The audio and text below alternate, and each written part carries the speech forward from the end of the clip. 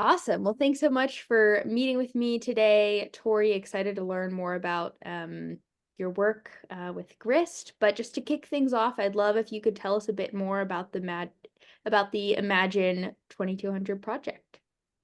Yeah, for sure. So I manage the Imagine 2200 initiative. The full name is Imagine 2200, the climate fiction for future ancestors. And the project is a writing initiative in some ways. It's bigger than that, but essentially we have this contest where we ask folks to send in their stories. There's a 3-month window where folks can send in their stories, and these are short stories, anywhere from 3 to 5,000 words. And folks send in stories that are full of hope, climate solutions, that are culturally authentic, really feel like you live in the story when you're reading them. And we ask for vivid characters also that are very intersectional and celebrated in a multitude of ways. We're really looking for diverse characters that are living through the crisis and coming out on the other end with in a green, clean, and just world. So the 2200 piece that is a part of the name is huge. It allows people to think about the future as opposed to like what's happening right now. And just by doing that, people just can come out of their shell and really dream into this bucket that is Imagine 2200 and dream about the world that they want, which I think we can get into a little bit more um, because I think that's a really strong component of like what we're doing here and what the writers are doing. And so I did mention that it's like a writing specific initiative, but there's the other end of it where we, the readers, get to read these cool stories, these cool dreams, these cool visions that people are pouring into this um, bucket, I will call it for now. One thing I didn't mention is that you should also know that this is an initiative out of Grist magazine. And so Grist is a nonprofit media organization, an independent one. We don't have um, you don't have to sign in to read our articles. They're free and they're open for everyone because we believe that the climate crisis is the most important thing that we all need to focus on and talk about. Yeah, so I'll leave it there. That's great. We love Grist at Gen 180 and following your newsroom and sharing a lot of your articles because yeah, there's so much climate news that's behind a paywall, and it's really great that you're making it accessible and focusing on solutions and intersectional storytelling there. Does climate storytelling generally and climate fiction specifically play a role in the development of real world climate solutions? I think so. I mean, the reason I was hesitant there is because I think one of the biggest problems we have with the climate is getting people on board around the idea that we can get out of this crisis, that there are solutions, that we have to work together, that we have to dream together, that we have to think about hope collectively. And so, what I think the project does is it fills a gap that I see in the movement. So a few years ago, maybe even just a year ago, a project called Good Energy was looking at just Hollywood and what was going on with storytelling in Hollywood. Was climate being addressed? Are you seeing climate fiction in climate narratives in streaming, TV, in just any kind of like thing that ends up on, things that we watch, like film? And what they found was a measly 3% of our stories or stories that are greenlit to become something that we watch was being focused on the climate. And so if you kind of just do a scan, and take that beyond TV, there's just not a lot of storytelling going on around like what I think is the biggest issue of our times, which is the climate crisis. So what I think that climate fiction acts as is it focuses people's attention on the crisis and meets them in a way that is convenient or fun for them. Because climate fiction can come out, or storytelling in general can come out in different ways. It can come out as a romance story. It can come out as a mystery novel, a detective story, something comedic. So I think what it's doing is like it can do, and I think we need a lot more of climate fiction to be out there in like in a variety of ways, so that people who are so that the person who doesn't like comedy and only wants like a or I guess a rom-com's a comedy, but just say they want some like steamy romance, like why can't it, instead of like I always use this thing, and this is about a comedy, which is like the cable guy. Like if the cable guy had been a solar panel installer, and it would still had like the funniness and everything, that was like, you literally could have the exact same plot, or shift it around a little, or name some other movie where there is someone who's has a role that is like, they're working towards something, or they have a job. It could have been in a renewable sector, just in that's like, I don't think everything has to have this like strong climate plot where the whole narrative and plot is around like what is going. It could be like light touch, and then there could be big touch. Because if we just have all these things that are like about this existential crisis and like how we're going to solve it, I don't know if it like makes for a good movie. And like you can't just have that all the time. So this flexibility within storytelling, I think, is an underutilized climate solution in itself, that is we're just not employing it as much as you would think. There is a lot of news and facts and figures and reports and science, which I'm not discounting in any way. We need that stuff. And that can even like help underpin the stories if you have, some real world science and world building that is based on the real world. But yeah, just I want like my fantasy climate fiction. I want my Afrofuturist climate fiction, bring all of that. And I think if that was the call to action, we could be bringing more people into the conversation. So recently, that's been my biggest thing that I've been like on, is that climate fiction is an underutilized climate solution. Absolutely. I think we definitely agree that we need more people to be part of the climate conversation, and we need to be reaching people not just through numbers and facts, because that doesn't appeal to everyone, but we need to be shifting their hearts and minds. And at Gen 180, we're doing that through comedy and through working with Right. comedians to help shift the narrative. And I think climate fiction has a similar, extremely critical role to play in bringing new audiences and new people into that conversation, and not by shoving climate stories down their throat, but just small threads of, oh, the dad in the movie actually works in clean energy instead of big oil. um Right. uh for the initiative more specifically, could you talk about the process of collecting stories? I know you all set parameters that encouraged authors to choose hope over dystopia and stress the importance of cultural authenticity in the climate fiction. Yeah, that's right. So the process is actually quite complex. I didn't know anything about this getting into the fiction world. I was a fundraiser for many years, close to 15 years. And so I did know about telling stories, and that's what I've been doing for the past 15 years. And I'm happy to assist and get these stories out into the world, and it makes a lot of sense. But I, yeah, I didn't know much about it. So just to give you a little background on the beginning of like us kind of like learning as we go, or building the ship as it's like floating along and sailing, we checked in with a lot of literary folks around the world and in the United States to kind of just see how contests are run. What are the tactics out there that people use to kind of like market the initiative. And so that part we kind of were familiar with. But this reviewing part was something else. And so we bring on three folks to help us with the reviewing.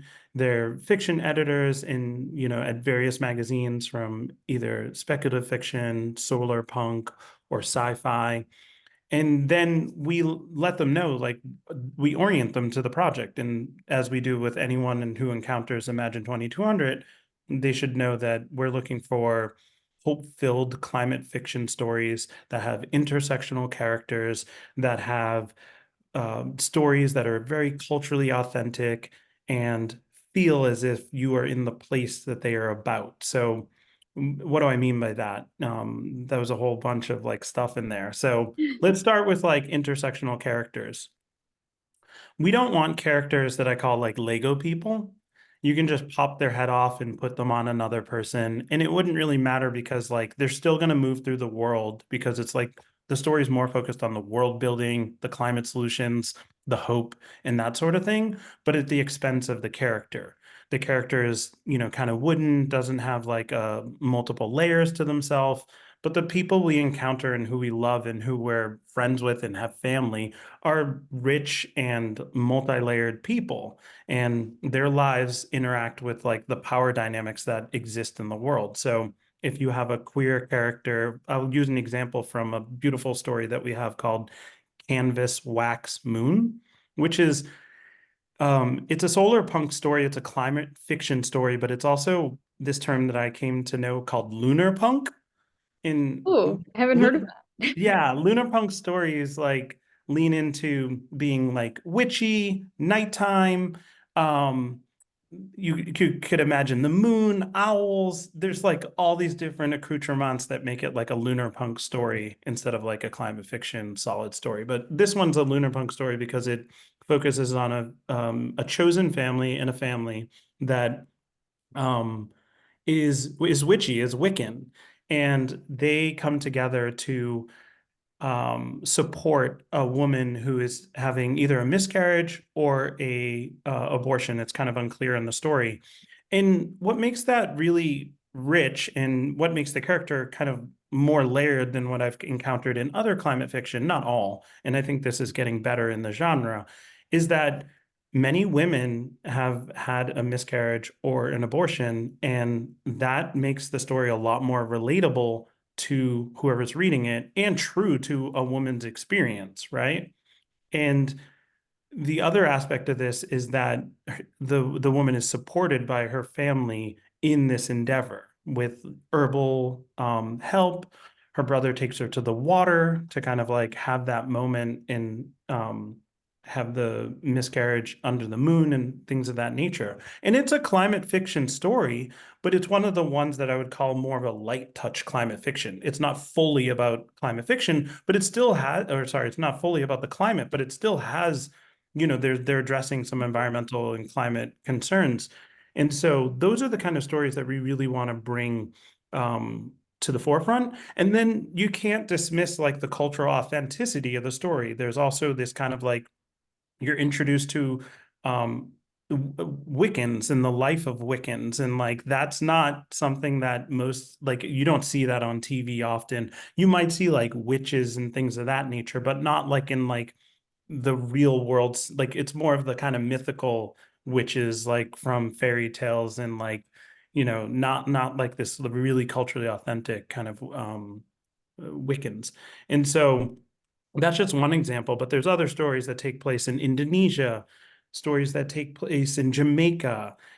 We have a beautiful story where a lot of the story is laced with Jamaican patois, and like it, that was like, people felt comfortable. This author felt comfortable submitting their story because they even said to me like they knew that we wouldn't push back about the language in their story and felt comfortable submitting, or even I think that the author said this somewhere, is that they were even like debating how much to put in, and then just was like, I'm really going to go with it in this way. This is like the language of my people, and as long we have a rule that it just can't be a certain percentage, so that like folks can kind of, you don't have to know that language to kind of read it. um yeah, so the cultural authenticity, the intersectionality, really important to the project, something that we're not going to abandon because like we just feel that those kind of stories are the ones that make it an imagined 2200 stories. But then also on the other side of things, or just like paired with it, you have the hopefulness that we want. And I always say that we're not looking for utopian stories, even though we're comfortable with utopian stories. Give us all the great ideas you have, but there's this term that's come out of the UK that I think describes a decent amount of our stories, not all of them. It's called through-topia, where Hmm. you're not totally on the other side of, into a full utopia where everything's figured out, because, that's there's that, and that's something that's like useful to kind of like see the fully painted picture of like where we could be. But Mhm. even so, it's kind of unrealistic in my mind to be like there's not going to be interpersonal problems, there's not going to be the next Absolutely. challenges that we face, whatever it is. But the idea is that we want to be able to be a container for someone to vision and write the world that they want, the world that we need, the world that's clean, green, and just. And so we have a lot of writers writing to us and saying, you know what, I've been writing dystopian stories, horror stories. I never thought in my life to write a hopeful story, which says a lot about society. Like and I'm not someone who's saying like, I'm not out there saying dystopian stories are bad. No, dystopian stories are good. They show us completely like built out versions of the world that we don't want, right? You do this, you do that, you have these people in power, you give money to the wealthy and you don't kind of like regulate what's going on there. It's going to go bad. They're going to exploit and oppress people. And so dystopian stories are great and they offer great value. I think the balance, though, of like what's out there in the world, there's way more dystopian stories than hopeful stories. And I have writers all the time telling me, I don't know why I didn't like try to do this. Like, I'm a writer who likes a challenge, and I know that writing's a challenge, but this is another type of challenge. But at the same time, I was able to conquer that hurdle or jump that hurdle. And now I'm into writing hopeful narratives and stories. So I think like, so that's like what we're calling for. And then to lay out some of the like nuts and bolts of it and get back to the piece around how do we do it. It's that reviewing, we kind of we're sifting through the stories looking for all those points of interest that make something an imagined story. And so hopefully by the end, a story it's very culturally authentic. It has intersectional and vivid characters. It's hopeful, and there's climate solutions, either in a big way or small way, embedded in the story. I love that. I think that's a really great package, and so wonderful that you're hearing from writers too, being like, I never considered writing about climate hope. And I think it's a great way to have them start to reframe that things don't have to remain, we don't have to stay in the status quo, and we can change the systems that we have in place. And I think getting writers involved in that new thinking about the future in a new way is a perfect gateway to getting readers and others to think about that in a new way. Yeah, and the thing about the writers is I didn't even, when we launched this, we're a place where we distribute content and we're so reader focused. And of course we focus on the journalists that work at Grist. We have a union and we care about them and we care about writers. But just when we first launched this, I was not thinking about the impact that this would have on the people that write. But then when I started being in conversation and community with these folks and them talking about the challenges of writing and shifting to hope and trying to understand the different climate solutions out there, yeah, one of the bigger impacts that I would say is that we now have a group of people that have tried their hand at writing something hopeful and that's focused on getting us to that beautiful, green, clean, and just world.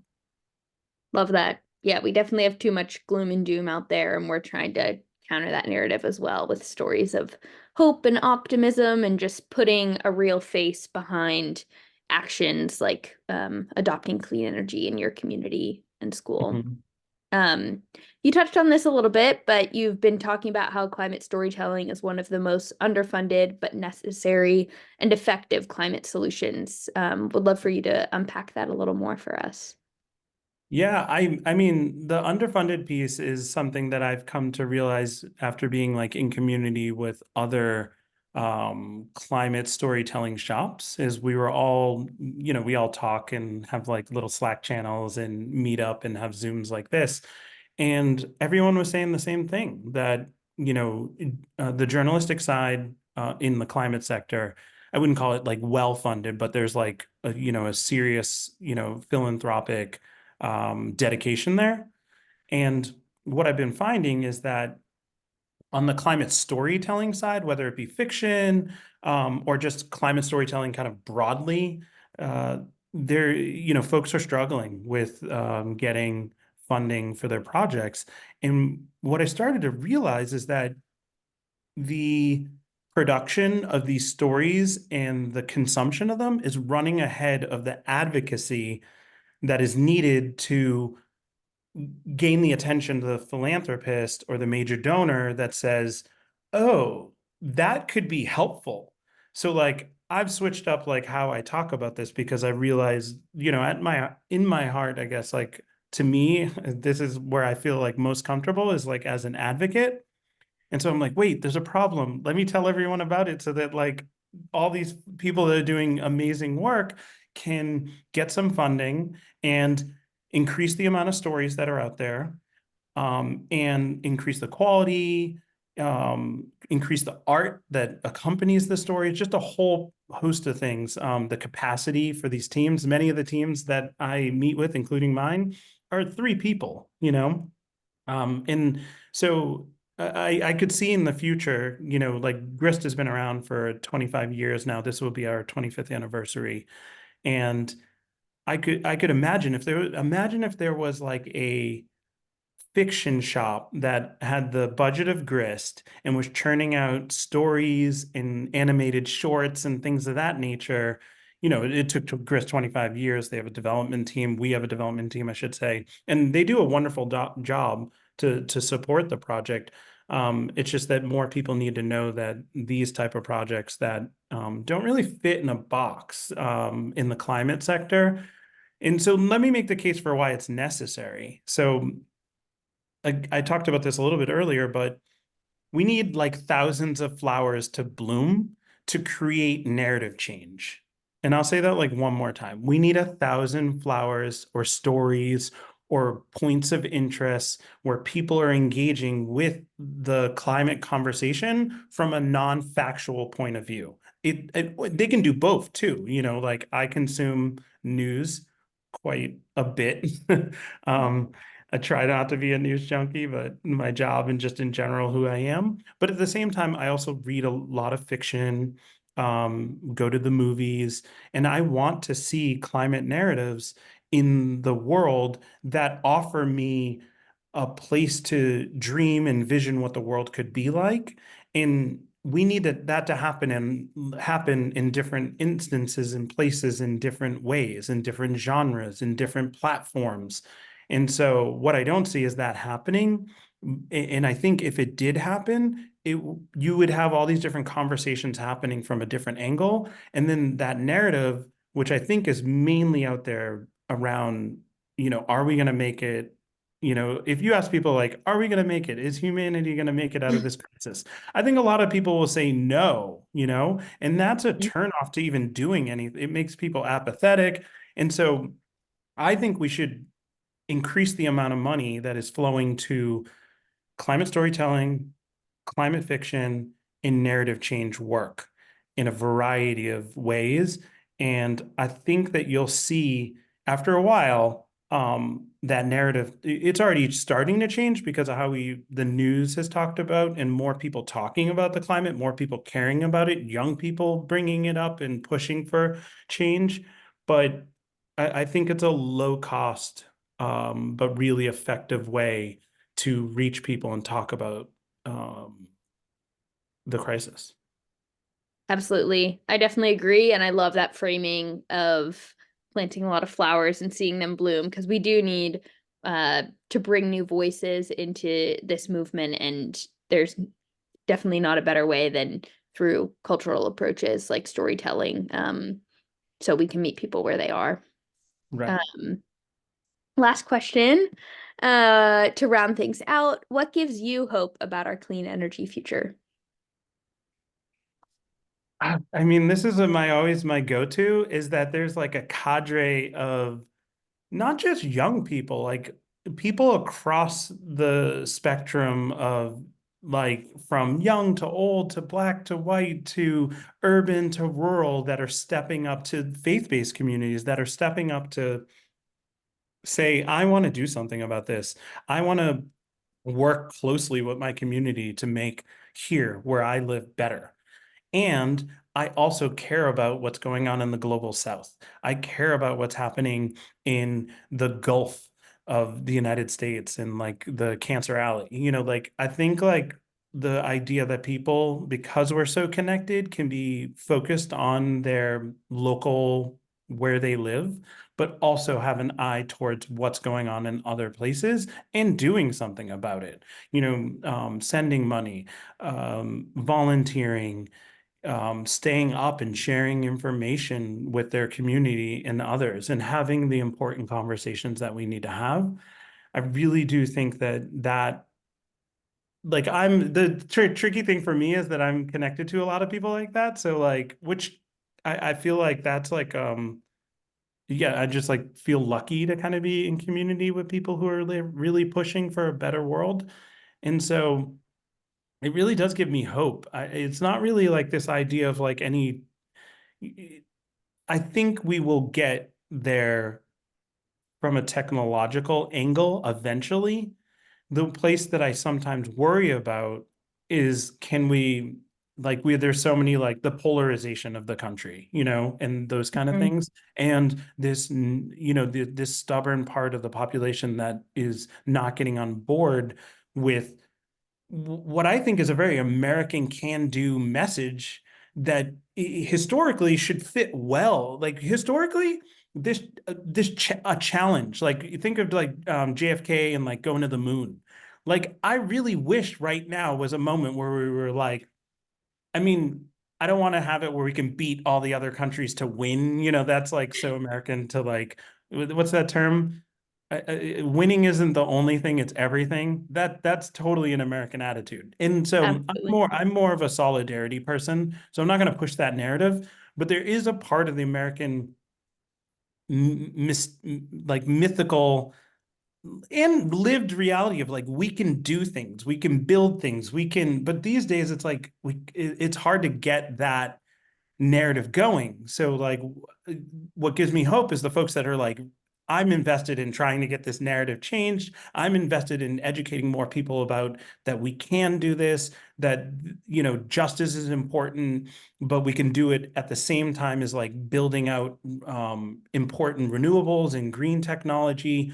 But so there's this like social component to all of this that it gives me hope, the folks that are doing the work. But at the same time, that the reason I'm hopeful is because I'm happy that they're doing the work, but I know that there's like some challenges there because of how stubborn some of these narratives are, that frankly have been funded with like well-resourced oil companies and fossil fuel companies. And that is like, you know it shows how much the power of story and messaging and communication, it works, right?